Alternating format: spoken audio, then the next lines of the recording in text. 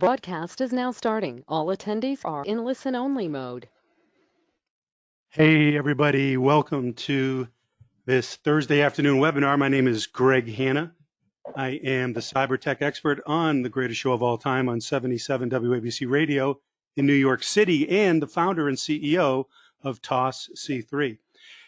Instead of doing the normal webinar today, I thought it would be fantastic to get one of my favorite friends, Bruce McCulley, who is a CSSP, is a nationally recognized security expert.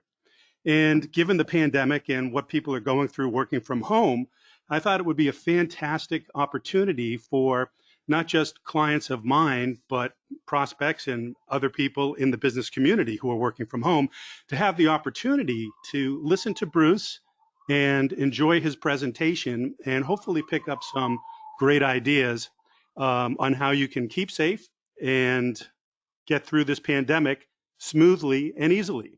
So with that being said, I'd love to introduce you all, ladies and gentlemen, to Mr. Bruce McCulley. Hey, Greg, thank you so much. All right, well, also standing by and helping me out, Mike is going to be working with me today and responding to questions and helping make sure that we get responses to everyone. Go ahead and say hello, Mike.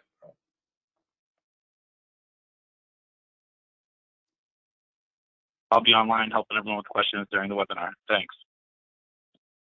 All right, great. So as we go today, over on the right-hand side of your screen, you have a little thing that looks like this. It's a little set of buttons, and at the very top, there's an orange arrow on it. If you click that orange arrow, it's going to open up, and you're going to be able to see a list of different options. And about the middle of that, there's a spot that says questions.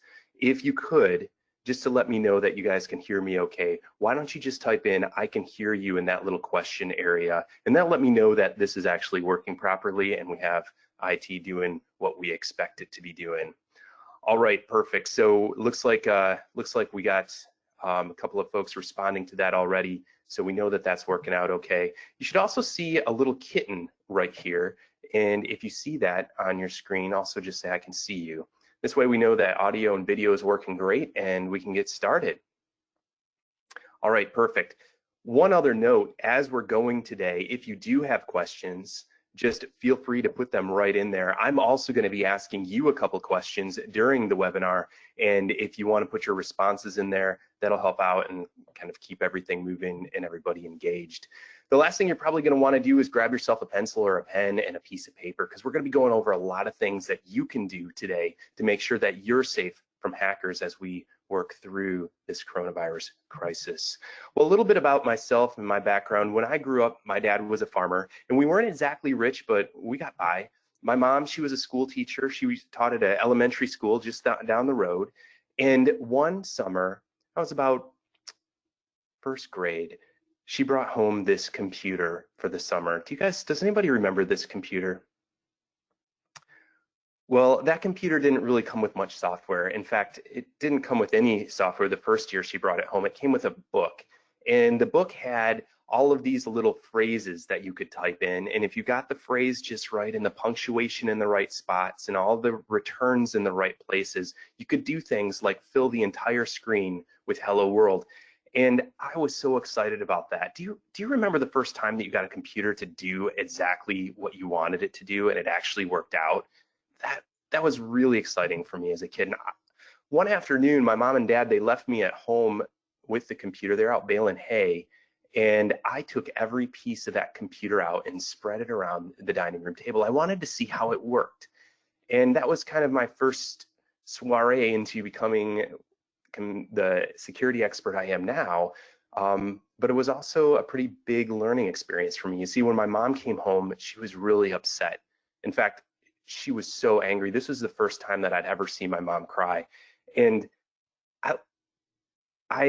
you see, we couldn't afford that computer, and that's why she was borrowing it from her school. And I was lucky enough that I was able to put it back together and it worked. So I learned a couple of things. I learned that computers could actually physically harm you that day. And I also learned that I was talented enough to put them back together. Excuse me. Well, when I was up on the farm, I learned a number of important lessons. I learned the importance of hard work and that I had a talent for computers, but most importantly, I learned the joy of helping people. You see, we didn't have a lot, but we always had an open door, and it didn't matter whether it was the neighbor whose house burnt down or whether it was the 9 foster kids that we hosted over the years. We always were there to help out. And that's how I built my company over the years, always looking for a way to help my community.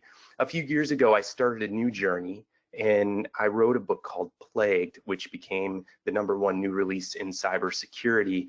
And my goal is to help 1 million people with their security, to protect them over the next couple of years by 2023. And so that's why we're sitting here today. Does anybody remember this show, The Twilight Zone, speaking of our childhood? You know, this show used to scare the crud out of me. And I feel like I could imagine an episode where New York City's completely locked down, Broadway's empty, the Navy's sending ships to help sick Americans, a new virus that could infect you by sitting on your groceries for 3 days is going around the United States, and the entire country is shut down practically overnight.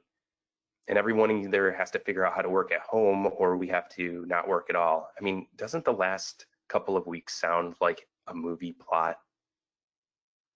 This is what's called a black swan event. A black swan is a high profile, hard to predict, rare event that everyday expectations of history, science, finance, and technology could never really predict. And we'll talk more about that in a bit. But we're here today because we've all been provided a new challenge. We all have a new thing that we have to do. We have to figure out how to get through this crisis and how to do that while people are constantly trying to steal our data, stop our business, or trick us into giving them money. And we're here today because these hackers are out there doing everything they can to get the most out of the state of crisis that we're all in. We're also here today because I keep seeing people spend good money on tools and technology to find themselves insecure. I mean, people who are serious about technology wondering why they experience outages, slowdowns, and breaches. We're here today for ransomware survivors like Sydney Sawyer. When I arrived at his facility, over 400 of their computers were encrypted and 30 servers. Our team spent 8 days recovering that environment. I mean, can you imagine if this happened to your facility or to a hospital right now? Especially one that had just had a security evaluation completed. Mostly though, we're here for you. I mean, 80% of the businesses we work with are now working remote or wherever social distancing can happen. And imagine an event like Sydney's happening in your organization today with your entire team working remote. I mean, where exactly would we send a disaster recovery team to?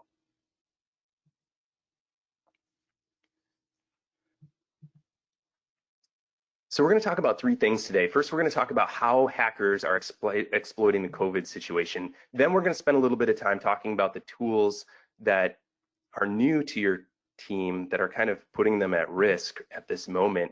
And then finally, we're going to talk about why having backups, antivirus, and a good firewall just isn't enough.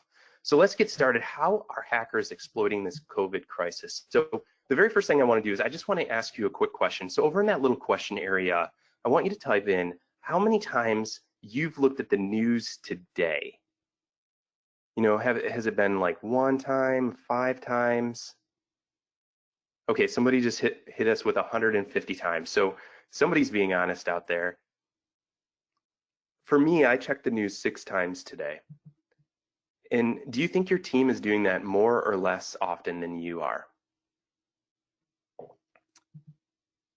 And what about the other distractions around their houses? I mean, as people are working from home right now, can you imagine all the things that are jumping in their way? I mean, whenever I have something important to do, like maybe practice for this webinar, get ready for the webinar, I always find 4 or 5 things less important to do first. Can you imagine what that list looks like now? I mean, clean your desk, do the laundry, make lunch, check to make sure the patio's clean, run your daughter to the ER to get a cast. You know the drill.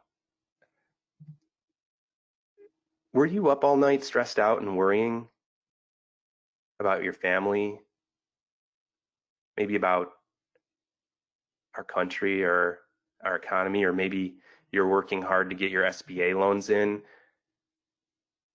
Well, that was happening. Would you have clicked on something like this? I mean, if this came through your inbox, it looks pretty legitimate, right?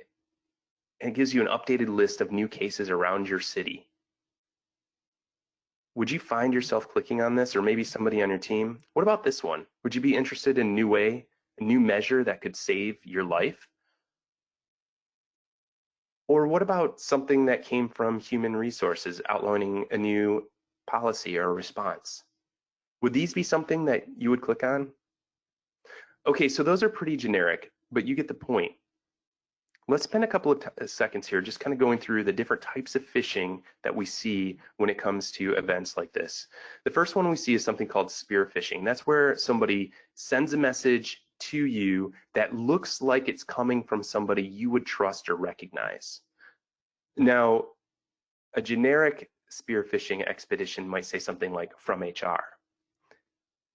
But if the person was willing to invest a little bit more effort, and we would call this whaling, and that's when you're going after an individual with a phishing campaign that has access to large amounts of money, either to wire or maybe they can approve wiring of that money, then you wouldn't just send something from HR. You might spend a little bit more time and really focus in and do some Googling and find out who is in HR or who the CEO of the company is to send it from them to the CFO. This is called whaling, and that's when, again, you have a higher value target. And finally, the last type of phishing that we see a lot of is something called clone phishing. This is something that we see all the time. You probably see it too. This is when somebody takes a message, maybe something from Amazon or FedEx or possibly the IRS, and they change the link in it. And then instead of going to that site, you're in fact going to their infected site. And these are pretty common and they're pretty easy to catch, but they happen a lot. And why does this stuff happen? Well, you see, phishing always has something called bait. And great bait has 3 things. You might want to grab your pen or your pencil and write this down. Great bait has 3 key pieces to that. The first one is it's emotional. And that can be a fear of loss. It can be anger. It could be frustration. It could even be curiosity. Okay, so it's emotional. The second piece is that it's urgent. If you ever feel like somebody's trying to get you to do something right now, you should take a step back because it might be a phishing campaign. The longer it takes you to click on the link, the less likely you are to do it. And the hackers know that. So urgency is a key piece of every good piece of bait. And then finally, it's believable. I mean, would this counterfeit $100 bill work if it didn't actually look like a $100 bill? No, the same goes for phishing. And we're seeing hackers doing all sorts of ways, coming up with all sorts of methods to get people to click on links like this one that came through a text message to one of our clients to gather information or access their network. And you're probably sitting there thinking to yourself, why on earth? Like, why would people do this? Why would they click on this stuff? It's because they're busy. They've got all of these other things going on. There's a news feed that's going on 24/7. The stock market's going up and down. The governor, the mayor, the president, they all have statements of the day. There's so many things going on, and people are so nervous and distracted with this coronavirus situation that there's an uptick in phishing that goes along with it. So you're probably thinking, gosh, what can I do about this? Well, there's a couple of things. The first one is stay connected with your team.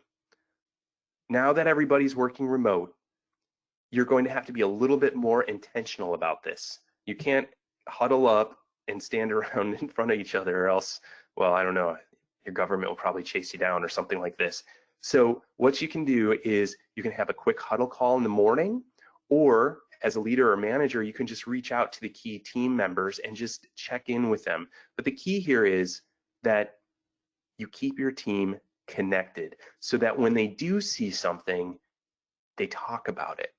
So if somebody's asking for a change to wire transfer information, or somebody's asking you to send them all the W-2s for all of your employees, there's a bit of a conversation or a chance for that conversation to happen.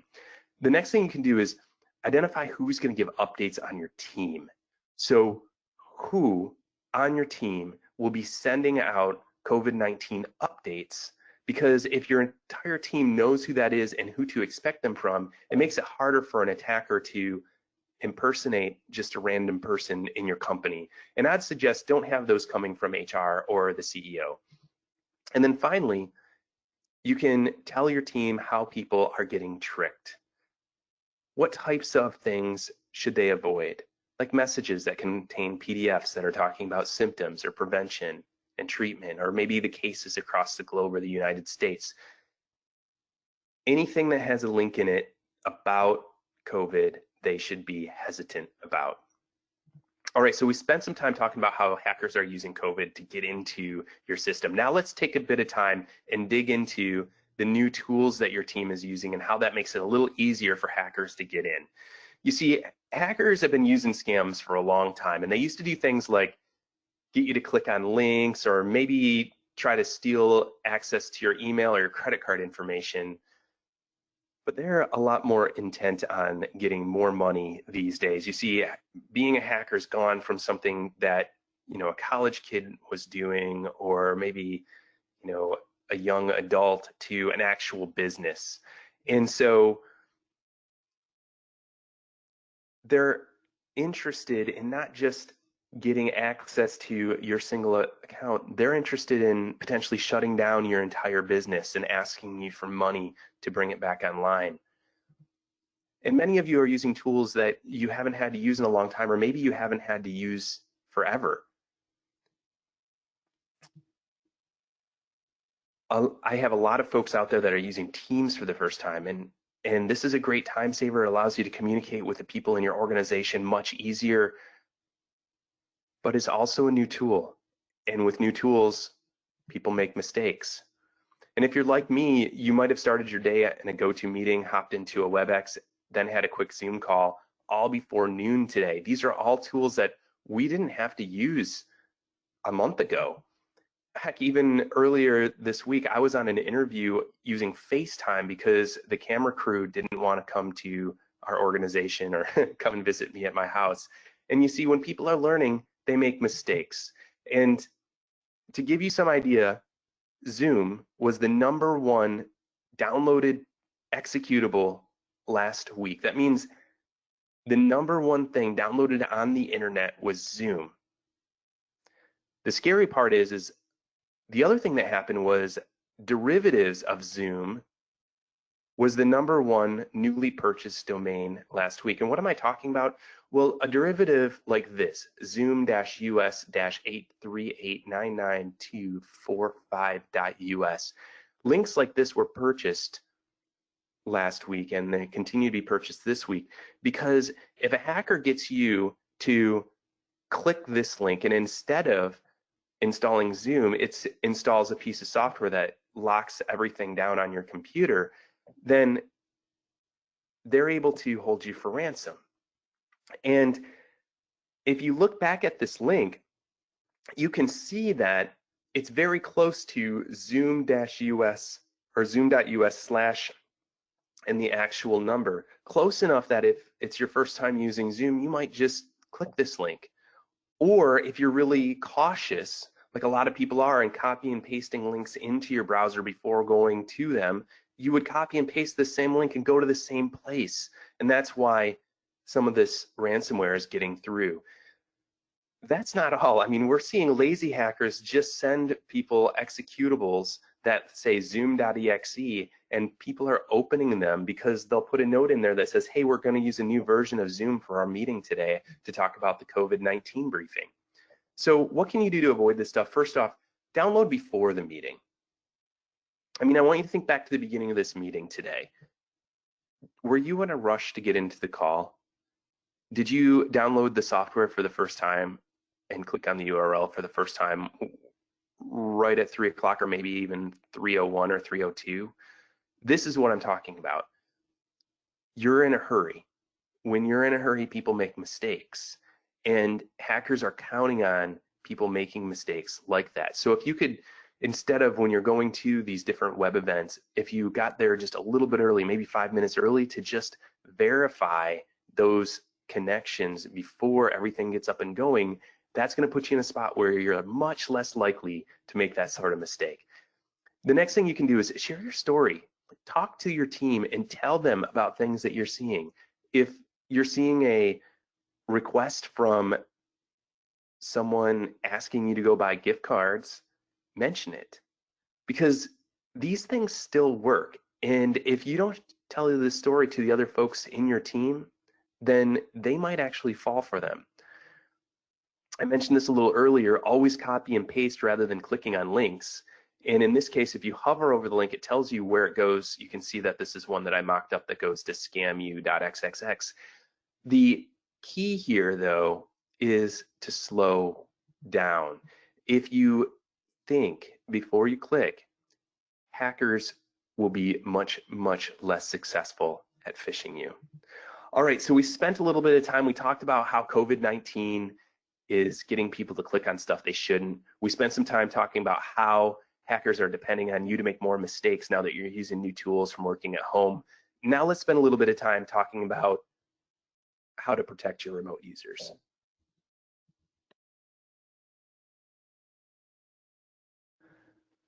All right, so just like coronavirus, ransomware is spreading quickly throughout our organizations. It just isn't making the 24-hour news cycle anymore.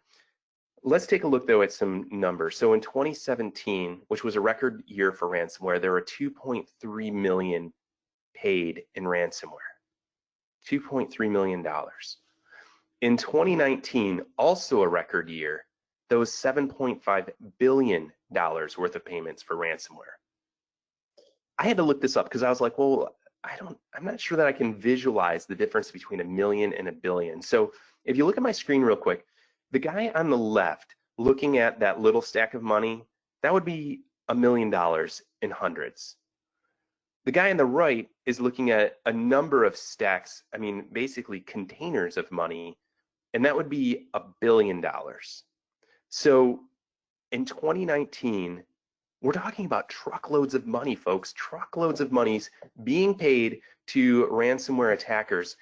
And why is that happening? It's because people feel like they're safe. And whenever somebody comes to you with a story that you don't want to hear, it's human nature to kind of ignore the story or to underestimate future risk. And the way that people underestimate future risk is they tell themselves things like, I have antivirus, or I have backups. You know, usually we do between 8 and 10 ransomware vulnerability assessments a month. Last month, we only did 4. So last month in February, we did 4 just because of the virus and all of the news, and we were nervous about travel and all this stuff. But during that time, we looked at 4 organizations and we looked at their backups, and all 4 of them had this same problem. You see, all 4 of them had their backup on network. And what that means, if you look at the screen here, this was actually one of my favorite games growing up. You're the little yellow guy, and you go around trying to eat up all of the dots. Okay, that would be like your backup. And the ghosts, they're trying to get you, and if they touch you, you die. And the thing about this game is you never win. You never fully win. There's always more data to get, and there's always more ghosts out there, and it always speeds up just a little bit more and a little bit faster, a little bit faster. Well, the reason I'm telling you this is because if your backups are on your network, the virus can get to those backups, and hackers are depending on that being successful. And given the amount of ransomware payments that happened in 2019, I can tell you that they're pretty darn successful at catching the Pac-Man. The other thing that I often hear is my IT guy always figures it out. If ransomware gets to your backups, your IT guy isn't going to figure it out. And finally, I hear, I'm in the cloud. It's just another picture for you guys. In fact, 22% of ransomware is traceable to cloud vendors. Now, these are cloud vendors that are providing SaaS software. So things like EHR platforms and stuff like this, which are where medical records are stored for hospitals. So 22% traceable. Now, at this very moment, it's even worse than in 2019 because we have all of these people working remote, working from home, not behind corporate firewalls. Why is that a big deal? Well, if you get phished, the number one way that people end up getting ransomware is getting phished. If you get phished, that virus has to make a phone call. It actually calls back, not quite a phone call like this, but you get the point. It calls back to the person that sent it and gets a code. And that code is what's going to be used to lock all the data. And when you're behind the corporate firewall, your corporate firewall stops those callbacks and alerts your IT people and gives them a chance to fix the problem. Well, if everybody's at home, they're not behind the corporate firewall anymore, so they're able to get back through and lock the files down. And so that means that you might experience something more than a black swan. I mean, right now we're all dealing with coronavirus. Like I said earlier, it's a black swan. Imagine if you started your computer up and you found something like this. Like all of the files ended in .I'm sorry, and if you opened any one of them, there was no data. If you double click on the README for help, it actually gives you directions on where to wire money to get your data back. And this isn't just you, this is everybody in your organization because you're all connected to the corporate VPN. I wouldn't call that a black swan anymore. I might call that a black dragon. And you're probably wondering to yourself, what could you do? Well, there's a couple things that you can do. First off, make sure you have the right tools in place. And Greg and his team can definitely help you make sure that that takes place. Often when we go into organizations, we see things like companies having multiple versions of antivirus installed. That's like having a screen door in a submarine. It's just not very useful. The other thing that you can do is you can have a third party come in and evaluate your backups and make sure that you're not vulnerable to hackers. And finally, you can learn and evaluate what your team's doing when it comes to cyber hygiene. I mean, we're talking about washing your hands right now. It's kind of the same thing when it comes to protecting yourself online, taking steps that make sure that you don't end up getting a ransomware virus. And then you can take those steps and train your team on actually avoiding the hack in the first place.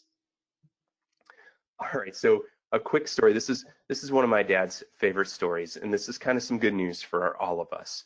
You see, there's two campers, and they're out in the woods, and they hear a rustle in the woods outside.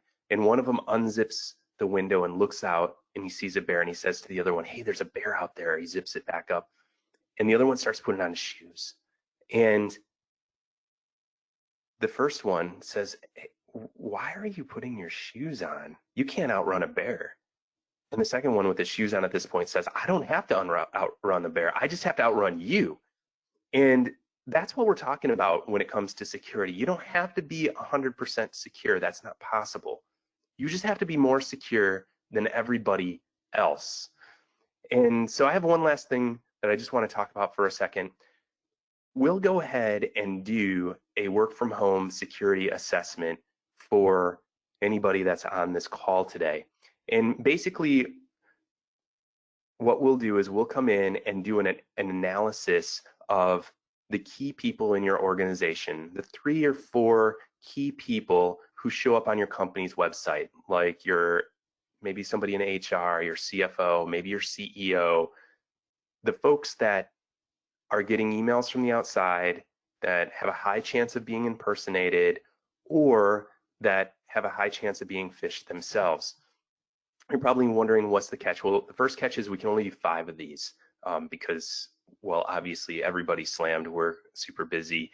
And so we can only go through and do 5 of these assessments and only choose this if you're serious about security. This is for you if you're the type of person that does all the right steps, that tries to make sure that they're completely secure and is worried about their business staying running.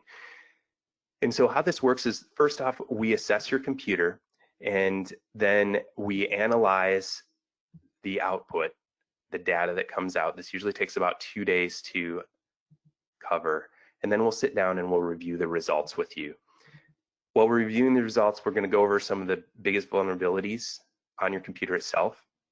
We'll talk about some steps that you can take to secure yourself. And then we'll give you a plan to use and do with the people you already have and the tools you're probably already paying for. Why are we doing this? Remember that 1 million people that I wanted to help secure by the end of 2023? That's why we're doing this. So if this is something that's interesting to you, just go ahead right now and in the questions area, just say work from home security assessment, or just type security assessment. And Mike is going to work on getting all of those collected so that we can help you guys out. So with that, if you have any other questions, feel free to use the question area right now. Mike, did you have any questions out there?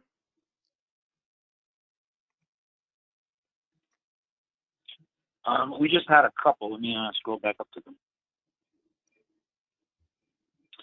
Yeah, so we had someone asked if they have a VPN, are they protected? Okay, that's a good question. So the question is if you have a VPN, are you protected? Like, if you have a VPN and you're connecting to the office, does that protect you from hackers, or what all does that do?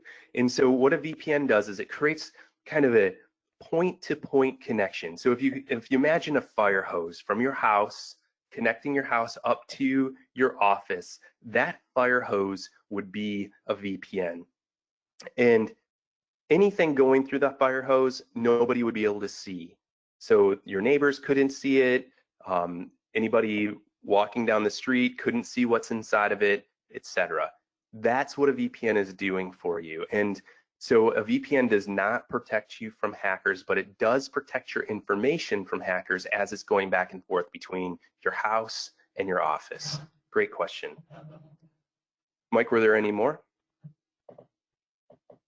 Awesome. We had just one more, which is another good question, actually. Kim asked, is it okay that I'm using my personal computer to connect to my office? All right, so is it okay if I'm using my personal computer to connect to my office?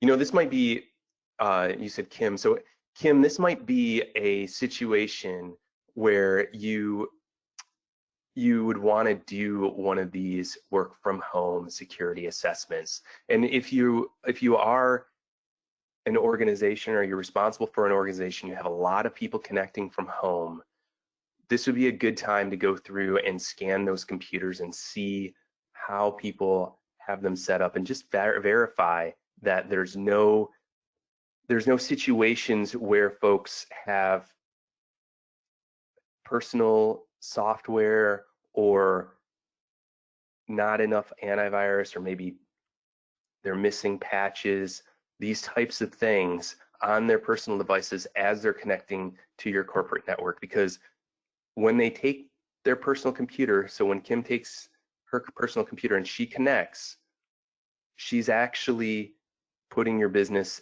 at risk. So Kim, I would say you're okay using your personal computer as long as your team has decided it's okay. And also, if you guys have done some sort of analysis on that computer to make sure that it's safe to connect to the VPN and connect to your corporate network. Okay, guys. Let's see if there's any other questions out there. If not,